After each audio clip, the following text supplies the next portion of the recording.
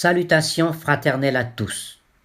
Chers frères et sœurs en Christ, en concertation avec Pasteur Yvon Déa, président et responsable des Assemblées de Dieu du Grand Sud, Dorcas, devant une situation exceptionnelle, fait appel à votre générosité en Christ notre Seigneur.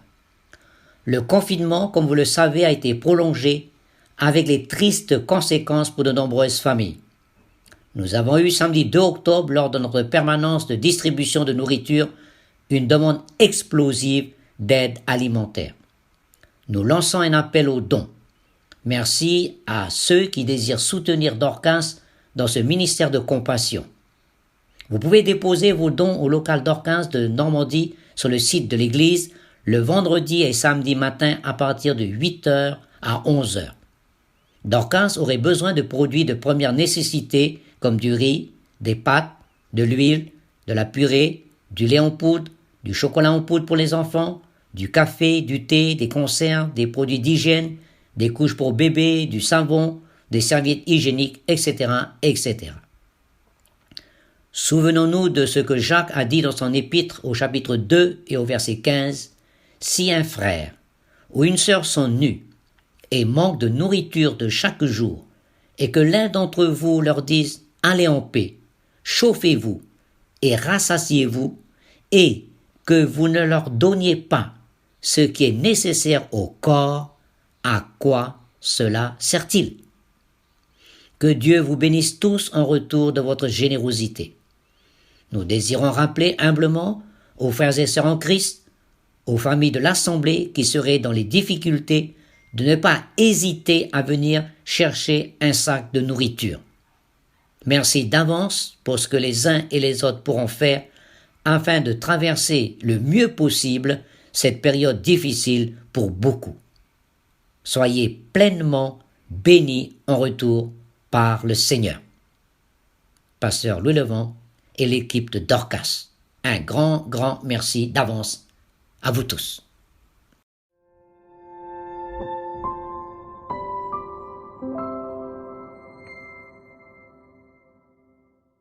Jésus se rend dans la ville où il a grandi, c'est-à-dire Nazareth.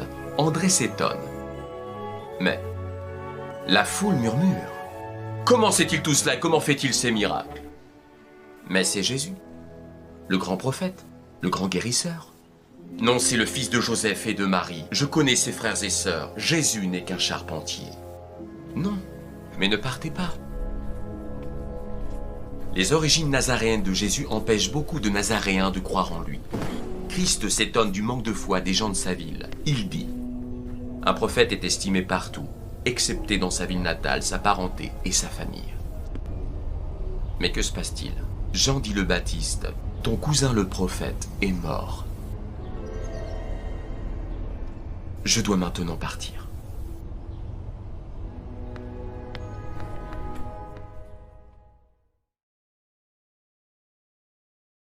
Et toi, veux-tu aller plus loin? Premièrement, lis la Bible.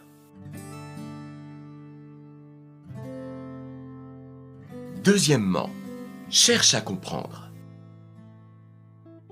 La foule doit te faire penser à ceux qui rejettent Jésus et ses serviteurs. Et à toi, les disciples doivent te faire penser à ceux qui aiment, suivent et servent le Seigneur pleinement. Et à toi, chaque fois que tu refuses d'écouter et de mettre en pratique l'Évangile, comme cette foule, annoncée par Jésus ou par l'une de tes connaissances, tu rejettes directement Dieu. Car celui qui rejette l'Évangile rejette Christ. Et celui qui rejette Jésus-Christ rejette Dieu le Père. Chaque fois que tu partages à tes relations proches ou éloignées les enseignements divins, comme Jésus aux Nazaréens, souviens-toi que nul n'est prophète dans sa ville natale, dans sa parenté et dans sa famille. Alors prie et persévère dans ton rôle de témoin auprès de ceux qui te connaissent, surtout s'ils bannissent le Seigneur en te rejetant. Par équité, Jésus n'avantage personne et accueille tout le monde. Par responsabilité, tu reçois sa parole et tu la fais connaître avec conviction à ceux qui te côtoient, de près ou de loin. Qui que tu sois, quoi que tu fasses, où que tu sois, le Seigneur donne la bonne nouvelle à tous les hommes. Troisièmement, prie Dieu. Voici un exemple de prière pour t'encourager à t'adresser au Seigneur. Père céleste, je comprends que si je rejette un proche à cause de Jésus, je rejette Christ. Et si je rejette Jésus-Christ, je te rejette. En revanche, si j'accepte le Seigneur Jésus, lui m'amène à toi. Je prie pour que les gens de ma commune ainsi que tous mes proches croient en Jésus-Christ lorsque je partage ses commandements. Amen.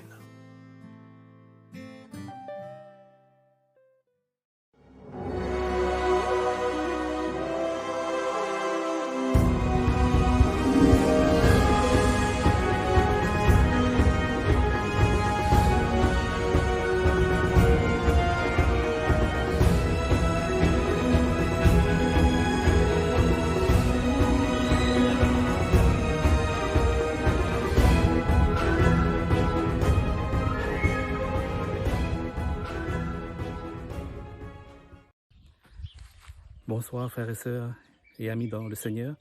Voici une joie encore de nous retrouver pour prendre un petit temps pour chanter, pour entendre la parole de Dieu, parce qu'il est celui qui veut parler à nos cœurs, à chacun. Et c'est pour cela nous voulons, avant toute chose, prendre un petit temps pour prier. Courbons nos fronts. Notre Père et notre Dieu, nous voulons te dire merci. Merci Seigneur pour ce moment, Seigneur, que tu nous permets, Seigneur, de venir dans ta présence, Seigneur. Merci pour ce temps, Seigneur. Oui, Seigneur, que tu nous permets, Seigneur, de pouvoir nous approcher de toi encore, Seigneur, tous ensemble, Seigneur. Merci encore de bénir, Seigneur, nos cœurs, chacun, chacune, Seigneur. Oui, Seigneur, merci encore, Seigneur. Oui, Seigneur, pour ton amour, Seigneur. Merci pour ta puissance, Seigneur. Merci parce que tu es un Dieu qui est puissant et grand, Seigneur. Oui, Seigneur, merci encore de bénir ce temps, Seigneur. Bénis, Seigneur, tous ces chants, Seigneur, qui vont monter vers toi, Seigneur. Bénis, Seigneur, ta parole, Seigneur. Oui, Seigneur, tu connais nos cœurs, tu connais nos besoins à chacun, chacune, Seigneur. Tu vois ce moment particulier, Seigneur, de confinement, Seigneur. Voilà la maladie, Seigneur, qui est là, Seigneur. Mais nous croyons, Seigneur, que tu es celui qui connaît nos cœurs à chacun. Tu connais nos besoins, Seigneur. Tu répondras, Seigneur. Oui, Seigneur, à nos prières encore ce soir, Seigneur. Oui, parce que tu es celui qui guérit encore. Tu n'as pas changé, Seigneur. Bénis nos cœurs, Seigneur. Bénis nos corps, corps malades, Seigneur Jésus. Et c'est pour ça que nous te disons merci. Nous te prions, Père, au nom de ton Fils Jésus. Amen. Nous nous approchons de toi, ô grand Dieu. Nous nous approchons de toi, ô grand Dieu. Fais-toi seul nos cœurs s'élèvent, ô Seigneur, car tu es bon. Nous nous approchons de toi, ô grand Dieu. Nous nous approchons de toi, ô grand Dieu.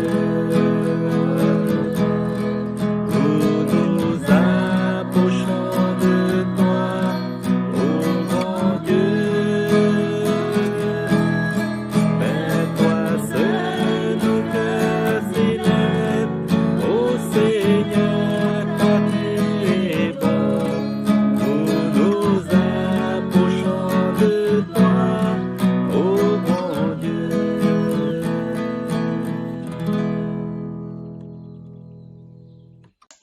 Salutations à tous, en Jésus-Christ notre Seigneur.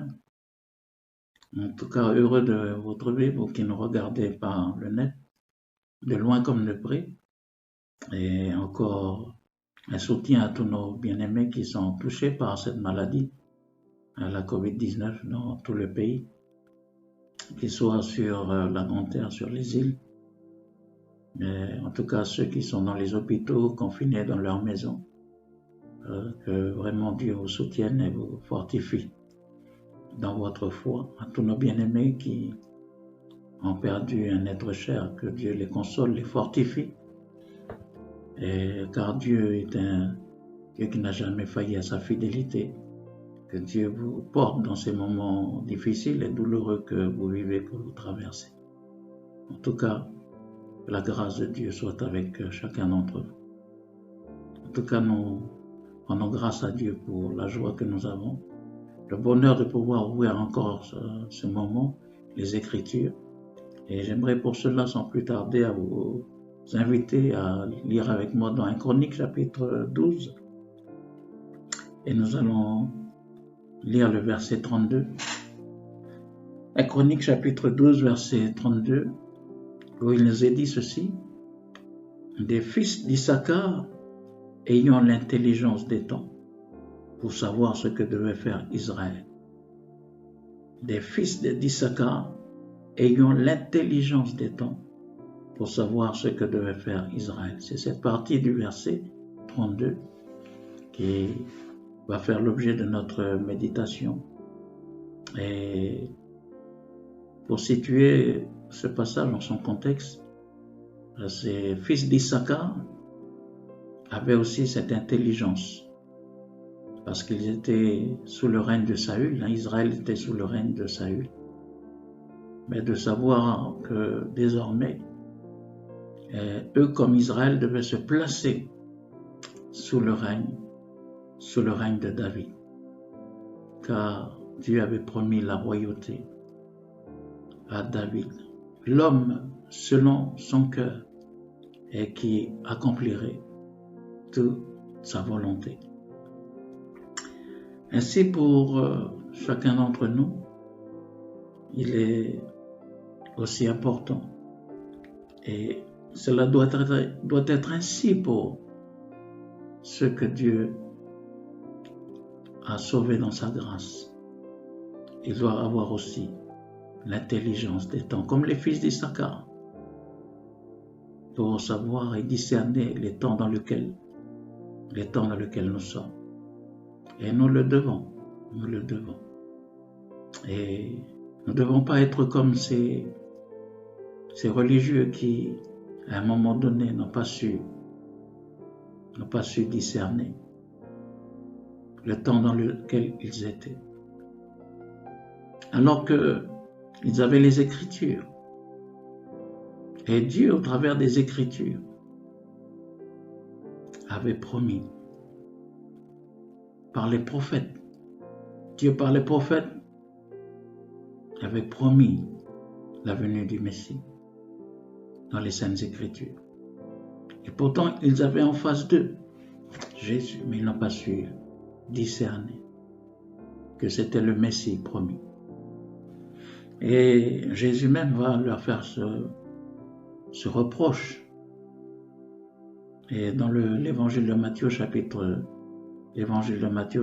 16, et nous lisons le verset 1er à 3, quand on regarde dans l'évangile de Matthieu chapitre 16, et le verset 1er à 3, il est dit ceci: les pharisiens et les sadducéens abordèrent Jésus, et pour l'éprouver lui demandèrent de leur faire voir un signe venant du ciel.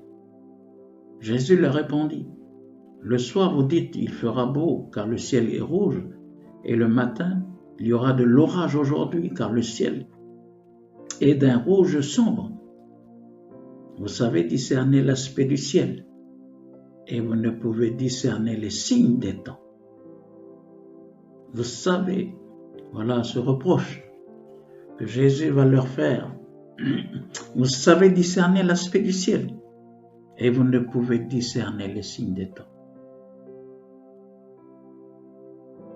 Ils n'ont pas su discerner que le Messie qui avait été promis était en face d'eux.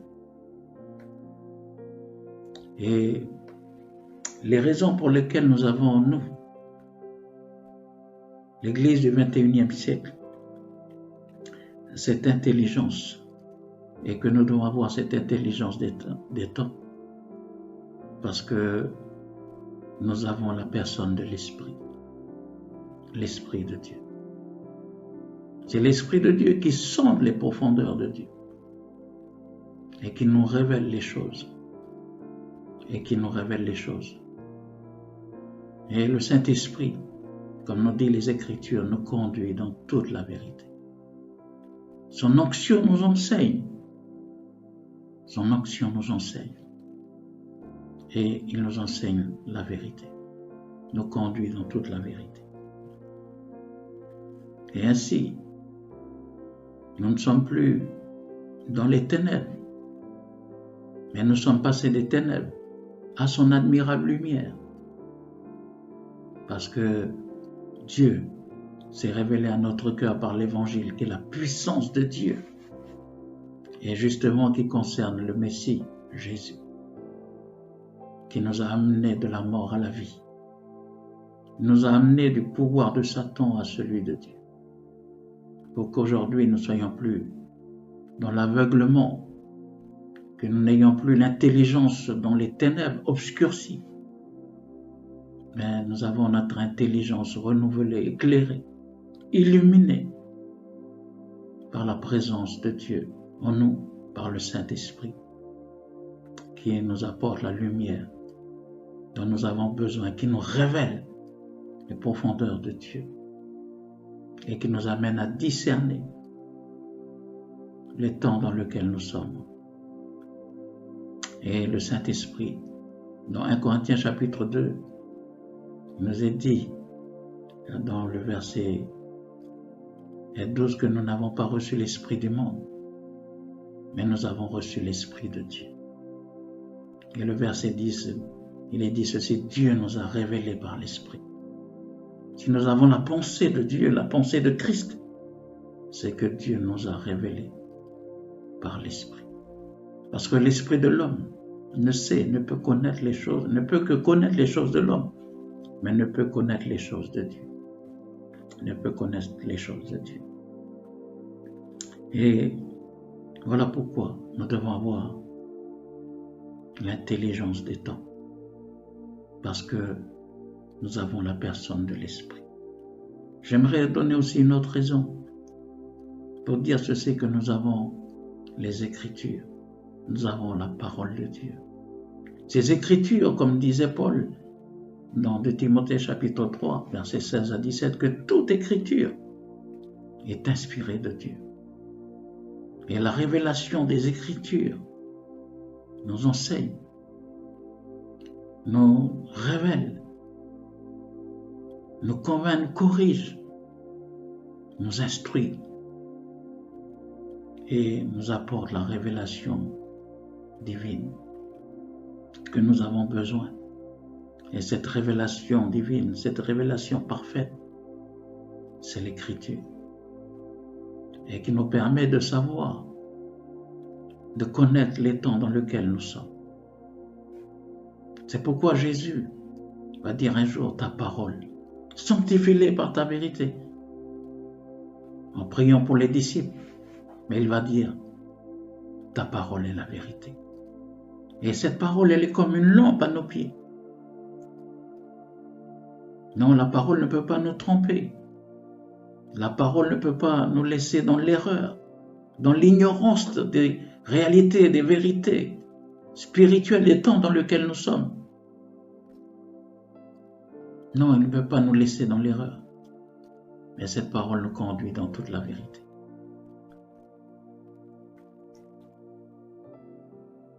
Parce que ta parole est une lampe à nos pieds. La parole est une lumière sur notre sentier, comme disait le psalmiste dans le chapitre 119, le verset 105. Elle nous conduit dans toute la vérité. Et cette connaissance du temps dans lequel nous sommes doit amener à des conséquences dans notre vie. Cela doit nous amener il doit nous conditionner notre manière de vivre et de nous comporter. Cela doit nous amener, je dirais premièrement, à la sanctification, à vivre dans la sanctification. Ayons cette connaissance du temps dans lequel nous sommes. Et nous voyons les choses qui se passent. Nous entendons par rapport aux événements, tout ce qui se passe dans notre monde, dans cette pandémie qui s'est répandue rapidement sur tous les peuples et les nations et qui est arrivée jusqu'à nous, qui sommes à l'extrémité de la terre. C'est quand même incroyable. Et avoir cette intelligence du temps doit nous amener à vivre dans la sanctification.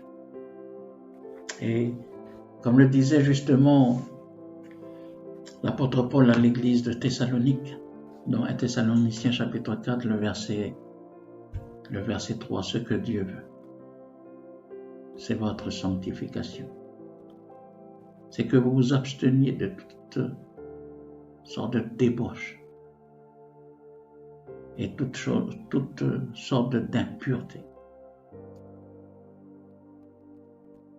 Parce que ce que Dieu veut, c'est votre sanctification. Et il va le dire dans le verset 7 aussi, que Dieu ne nous a pas appelés à l'impureté, mais Dieu nous a appelés à la sanctification. Dieu ne nous a pas appelés à l'impureté, mais à la sanctification. C'est pourquoi l'Écriture, et en sachant en quel temps nous sommes, nous devons rechercher la paix avec tous et la sanctification, sans laquelle personne ne verra le Seigneur. Et c'est pourquoi justement, lorsque Paul encourage l'Église de Rome, il va les encourager à ne rien devoir à personne. Et justement par rapport au temps dans lequel ils sont, ne rien devoir à personne, de honorer ceux qu'ils doivent honorer, de respecter, de craindre ceux qu'ils doivent craindre et de respecter ceux qu'ils doivent respecter. Et de ne rien devoir à personne, si ce n'est de s'aimer les uns et les autres. Si ce n'est de s'aimer les uns et les autres. Car l'amour accomplit parfaitement la justice de Dieu. Et nous pourrons lire ensemble dans Romains chapitre 13. Romains chapitre 13. Le verset 11. Mais je l'ai dit un peu en avant, le contexte, c'est pour nous amener à mieux comprendre et saisir la pensée de Dieu. Verset 11. Cela importe d'autant plus que vous savez en quel temps nous sommes. Ne devez rien à personne, si ce n'est de vous aimer les uns les autres. Parce que cela importe d'autant plus que vous savez en quel temps nous sommes. Il va dire, c'est l'heure de vous réveiller, enfin du sommeil. Ce n'est pas le temps de dormir. Nous savons en quel temps nous sommes, c'est pourquoi ce n'est pas le temps de dormir, c'est le temps de se réveiller. Alors réveille-toi, toi qui dors. Relève-toi d'entre les morts, comme disaient les Écritures dans Éphésiens chapitre 5, au verset 14. Réveille-toi, toi qui dors. Relève-toi d'entre les morts. Ce n'est pas une situation qui est agréable à Dieu. Si tu es endormi, tu dois te réveiller. Vu le temps dans lequel nous sommes, alors réveille-toi. Réveille-toi de ton sommeil. Si tu t'es relâché, tu t'es laissé endormir par toutes sortes de choses que tu as acceptées, c'est le temps de te lever, de te réveiller en fin du sommeil. Et il dit ceci aussi, c'est l'heure de vous réveiller en fin du sommeil, car maintenant, le salut est plus près de nous que lorsque nous avons cru. Il y a urgence, il faut se réveiller si nous sommes endormis. Car maintenant, le salut est plus près de nous que lorsque nous avons cru. Et il est dit aussi, la nuit est avancée pour montrer que le temps dans lequel nous sommes, la nuit est avancée. le jour approche. Dépouillons-nous donc des œuvres des ténèbres et revêtons les armes de la lumière. Et nous voyons bien que, ayant la connaissance du temps dans lequel nous sommes, nous devons nous réveiller si nous sommes endormis. Et parce que c'est l'heure de se réveiller. Et je dirais ceci, c'est l'heure aussi, c'est le moment de se dépouiller des œuvres des ténèbres, de revêtir les armes de la lumière. C'est le moment de se dépouiller de tout ce qui n'est pas à la gloire de Dieu. C'est le moment de se dépouiller de la chair, de ses passions, de ses mauvais désirs. C'est le moment de revêtir le Christ et de ne pas avoir soin de la chair. C'est le moment de revêtir l'homme nouveau, créé selon Dieu, dans une justice et une sainteté que produit la vérité.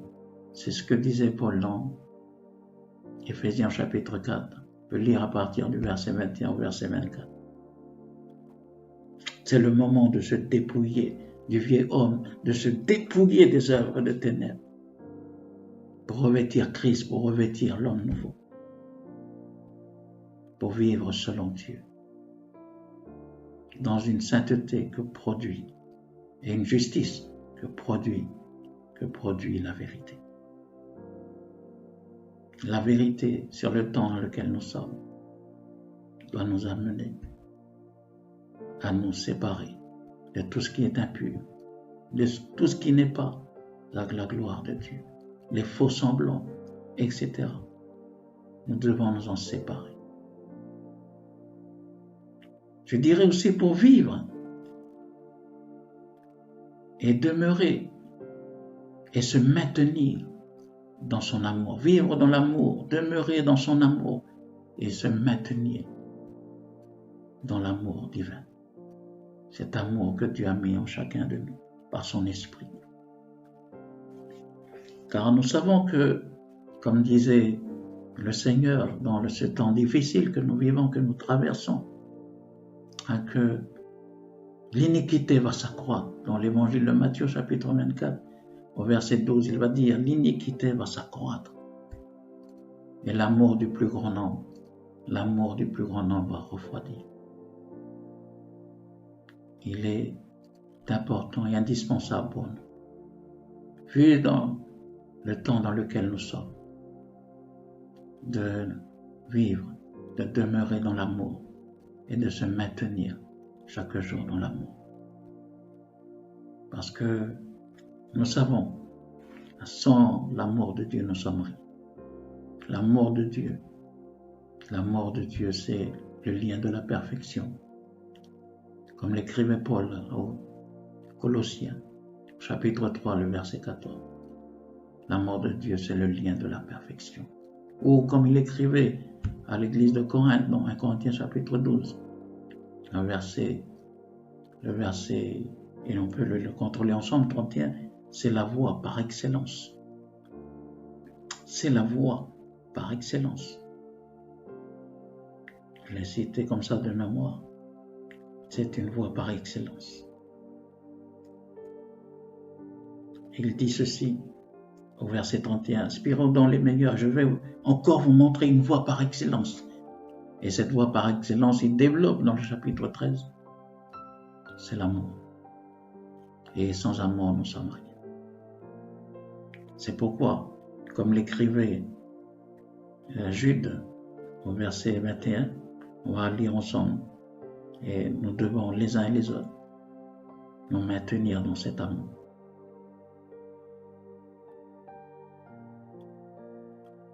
Pour que nous gardions toujours notre zèle,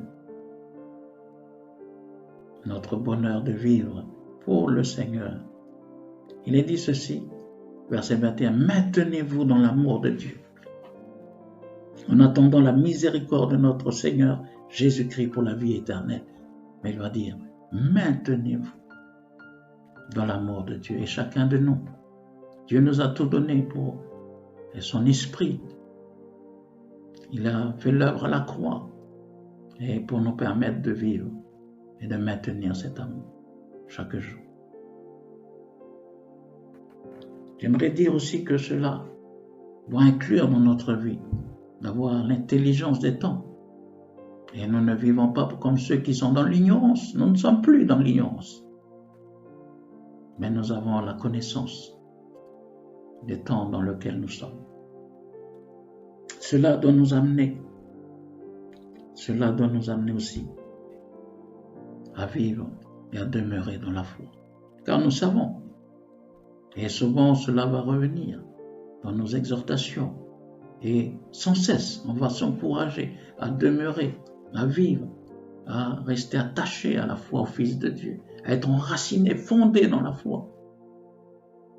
Parce que nous savons que l'Esprit dit expressément, dans Timothée chapitre 4, au verset 1er, que nous vivrons des temps difficiles. Il y aura des temps difficiles. Et nous sommes dans ces temps difficiles. Quelques-uns même vont abandonner la foi pour s'attacher à des esprits séducteurs, à des doctrines de démons enseignées par des faux docteurs. Et c'est pourquoi beaucoup vont renier la foi. Beaucoup vont renier la grâce de Dieu. Ces personnes-là renient la grâce de Dieu ou changent la grâce de Dieu en dérèglement. Ils ne vivent plus dans la foi. Ils n'enseignent plus la foi authentique. C'est pourquoi Jude va encourager aussi les bien-aimés à combattre, dans le verset 3, pour la foi qui a été transmise une fois pour toutes. Nous devons continuer à vivre et combattre pour la foi qui a été transmise une fois pour toutes. Et nous devons continuer à nous édifier les uns et les autres sur notre très sainte foi. Comme dit Jude au verset 20, il dit ceci: pour vous, bien-aimés, vous édifiant vous-même sur votre très sainte foi et priant par le Saint-Esprit. Demeurons fermement dans la foi. Et cela doit aussi nous amener, conséquence de la connaissance des temps dans lesquels nous sommes, cela doit nous amener à veiller et prier. Et nous pouvons ensemble le lire justement par rapport à ce contexte des temps difficiles, des temps de la fin. Jésus va dire ceci dans Luc chapitre 21 et on va lire le verset 36. Luc chapitre 21, le verset 36, il est dit ceci: veillez donc et priez en tout temps, afin que vous ayez la force d'échapper à toutes ces choses qui arriveront et de paraître debout devant le Fils de l'homme. Veillez donc et priez en tout temps, afin que vous ayez la force d'échapper à toutes ces choses qui arriveront et de paraître debout devant le Fils de l'homme. Amen. Et toutes ces choses qui arriveront, il a décrit dans les versets précédents. Pourquoi il va dire: prenez garde à vous-même, de crainte que vos cœurs ne s'apesantissent par les excès du manger et du boire, et par les soucis de la vie, que ce jour ne vienne sur vous à l'improviste. Au verset 34. Donc il décrit tout cela dans le contexte. Et c'est pourquoi chacun de nous, l'Église du Seigneur, nous qui avons l'intelligence des temps, nous devons continuer à veiller et prier continuellement. Veiller sans cesse, prendre garde à soi-même, comme la sentinelle, et aux autres. D'abord parce que chacun est responsable de sa propre vie. Chacun rendra compte à Dieu pour lui-même. Et prenons garde aussi aux autres, comme nous dit l'Écriture. Nous devons veiller les uns sur les autres pour nous exciter à l'amour. Et veiller comme la sentinelle pour se préserver les uns les autres de toute déviation, de toute chute, de tout ce qui n'est pas à la gloire de Dieu. Nous devons continuer à prier sans cesse pour ne pas tomber dans les ruses du malin, du diable. Et nous devons continuer à prier par le Saint-Esprit, comme disait Jude. Et aussi l'apôtre Paul aux Éphésiens, comme il écrivait à Timothée, comme il écrivait aux autres églises, que nous devons prier pour tous les saints, avec les différents besoins des uns et des autres. Prier pour tous les hommes, ceux qui sont aussi élevés en dignité, les autorités, et aussi pour tous nos persécuteurs. Et aussi continuer à prier par rapport aux besoins dans lesquels nous sommes actuellement, parce que ce besoin sera toujours là. C'est le besoin des ouvriers. Qu'il y ait des ouvriers qui se lèvent. Veillons et prions continuellement. J'aimerais dire aussi, pour être un bon serviteur, pour être un bon témoin, et cela doit, notre connaissance, notre intelligence des temps. Par rapport à cela, nous devons être de bons témoins, de bons disciples, de bons serviteurs. Et nous pouvons lire cela dans ce que disait Jésus dans Luc chapitre 6,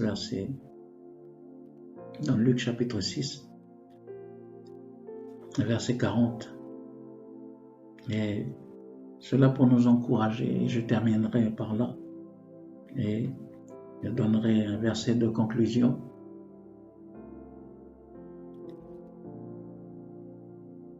Dans Luc chapitre 6, et puis on va lire le verset 40. Il est dit ceci, que nous soyons un bon disciple, mais que nous soyons de bons serviteurs. Parce que, comme il est dit ici par le Seigneur, le disciple n'est pas plus que le maître. Et sachant que le maître est venu sur la terre des hommes, il a vécu d'une manière extraordinaire. Et il a vécu au milieu des hommes, sans péché. Et il est dit ceci, le disciple n'est pas plus que le maître, mais tout disciple accompli sera comme son maître. Que Dieu nous aide à tendre chaque jour vers cette stature, vers ce modèle, tout disciple accompli. Continuons à faire notre devoir, notre service, d'aller et annoncer l'évangile, de faire encore des membres de nos familles, tout en connaissance, mais dans nos villages, dans nos tribus, des familles, faire de tous ces peuples, ces ethnies qui vivent dans notre pays, sur la Grande Terre comme sur les îles, mais au-delà même de notre pays. Si vous êtes au-delà, dans bien d'autres pays, continuons à être de bons disciples pour engendrer d'autres disciples et leur enseigner, leur transmettre tout l'enseignement que le Seigneur a donné. Continuons d'assumer notre devoir, notre responsabilité. Ne soyons pas comme ce serviteur qui nous est décrit par rapport au temps dans lequel nous sommes, au chapitre 24 de Matthieu, et à partir du verset 45 jusqu'au verset 51. Il y a là un serviteur, un mauvais serviteur, qui n'a pas assumé sa responsabilité jusqu'à la fin. Mais il y a aussi l'exemple d'un bon serviteur, qui n'a pas abandonné son poste, mais qui a assumé son devoir, et qui a été honoré et béni par son maître. Mais celui qui a abandonné son poste en a subi les conséquences. Que Dieu nous aide à être de bons serviteurs, de bons témoins. Continuons à répandre en tout lieu l'odeur, la connaissance de Dieu, l'évangile, la puissance de Dieu pour embraser ce pays et emmener ce pays à la connaissance du Christ, pour qu'ils puissent aussi, eux, avoir l'intelligence des temps. Et je termine en citant ce passage dans 1 Corinthiens chapitre 10, et nous lirons le verset 1 Corinthiens chapitre 10, et nous lirons le verset 15. Mais on peut le lire avec le verset 14. Il est dit ceci. C'est pourquoi, mes bien-aimés, fuyez l'idolâtrie. Et il dit ceci, verset 15, « Je parle comme à des hommes intelligents. Jugez vous-même de ce que je dis. » Je parle à des hommes intelligents. Jugez vous-même de ce que je dis. Et nous avons cette intelligence parce que Dieu nous a apporté son esprit pour nous permettre de discerner ce qui est bon de ce qui est mauvais, ce qui est bien de ce qui est mal, mais pour savoir aussi dans quel temps nous sommes et de toujours faire ce qui est agréable à Dieu, car le Maître est proche, il revient très bientôt. Dieu nous bénisse ensemble. Seigneur, merci pour ta parole, parce qu'elle est comme une lampe à nos pieds, une lumière sur notre sentier. Merci de nous bénir tous ceux qui sont à l'écoute de cette bonne parole, et que cette parole soit enracinée, fondée dans chacun de nos cœurs, et puisse porter du fruit, Seigneur, à la gloire et à l'honneur de ton nom. Au nom de Jésus. Amen. Voilà, Dieu nous bénisse et que la grâce maintenant de Dieu vous garde et continuons à demeurer dans le Seigneur. Et j'aimerais encore remercier toute l'équipe qui nous permet de pouvoir diffuser nos réunions. Et vous remercier, vous qui suivez en aussi grand nombre nos diffusions sur le net. En tout cas, merci à chacun, que Dieu nous bénisse tous, et nous savons que il y a le confinement adapté, donc nous n'aurons pas encore nos réunions parce que c'est limité à 10 personnes. Donc nous attendrons pour ouvrir nos réunions et pouvoir faire nos rassemblements, les directives, les consignes de nos autorités. En tout cas, merci pour votre soutien dans la prière. Et j'aimerais déjà vous informer aussi que la famille Jaikolo va partir le vendredi 15 à 0h55. Donc, portons la famille Jaikolo qui part pour la France pour 2 années sur la région de Nantes pour 2 années avec le pasteur Maréchal. Voilà, que Dieu vraiment les bénisse abondamment et portons-les dans la prière. Pensons toujours à la famille prière pour prier pour eux, pour qu'ils puissent trouver un logement. Voilà, un logement. Donc, on continue de penser à eux dans la prière. Voilà, en tout cas, merci pour votre écoute et merci de tout cœur, que Dieu vraiment vous bénisse et vous garde.